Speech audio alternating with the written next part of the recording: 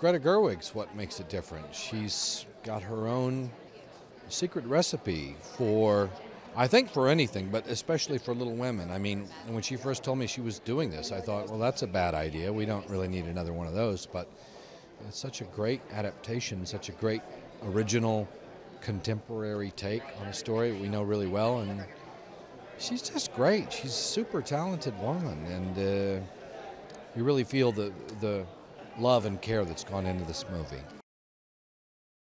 A lot of it's on the page. I mean, again, she'd done a lot of it in the screenplay, but she also cast the movie really well, and she also fosters an environment on the set which is just very warm and very easy to work, and she's great. I'll do anything Greta tells me to do. She's the best. We have some repeat relationships from Lady Bird. I got a chance to play with Saoirse again, who played my daughter in Lady Bird, and now I play kind of the gatekeeper to a world that she's trying to get into. And it was just great fun to get on the set with Saoirse again, and because we had such a great time making Lady Bird together. So those repeated relationships really start to pay off in a lot of ways.